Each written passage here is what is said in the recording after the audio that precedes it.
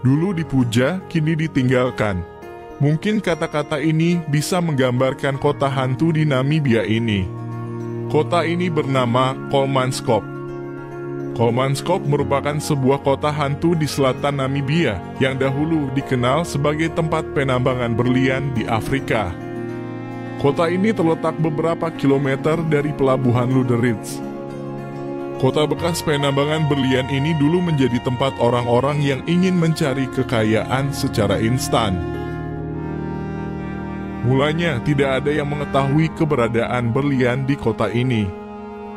Hingga akhirnya pada tahun 1908 seorang pekerja kereta api Namibia yang bernama Zacharias Lewala menemukan benda berkilau di balik pasir di kota ini.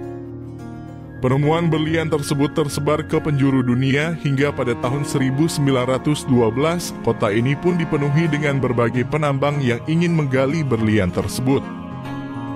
Kolmanskop pun menjadi kota tambang berlian yang besar. Setiap tahunnya Kolmanskop berhasil menghasilkan 1 juta karat atau sekitar 11,7% dari total produksi berlian dunia.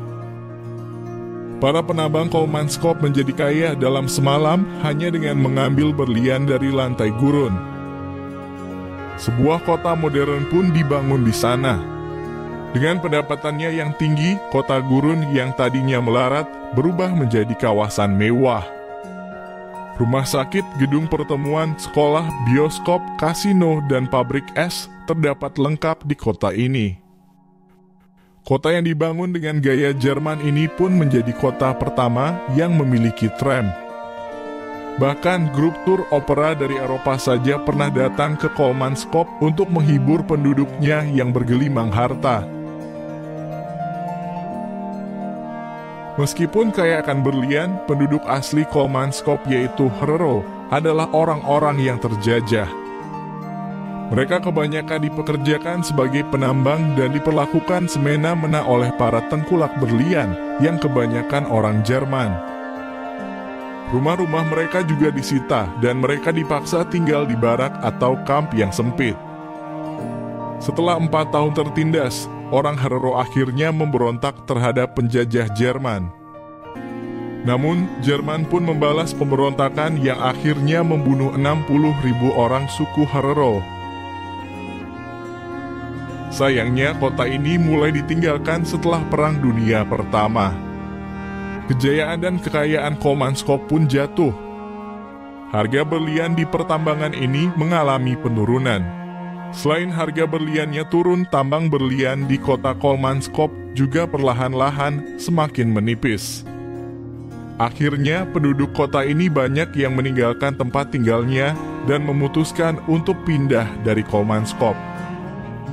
Bangunan-bangunan megah tersebut tak lagi berpenghuni dan perlahan dimakan cuaca. Tidak hanya tak terawat atau rusak, kota ini juga setengah tertimbun pasir. Angin membawa pasir masuk ke rumah dan bangunan melalui pintu dan jendela. Sebuah pemandangan yang mencekam namun mengesankan. Sayangnya kota ini menghadapi ancaman kepunahan karena bangunannya yang mulai termakan usia. Selain itu, beberapa bangunannya juga mulai roboh dan dimasuki pasir gurun.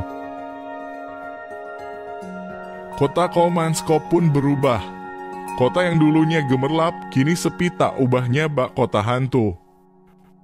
Namun, pada 2002, sebuah perusahaan swasta bernama Ghost Town Tours menjadikan kota ini sebagai objek wisata.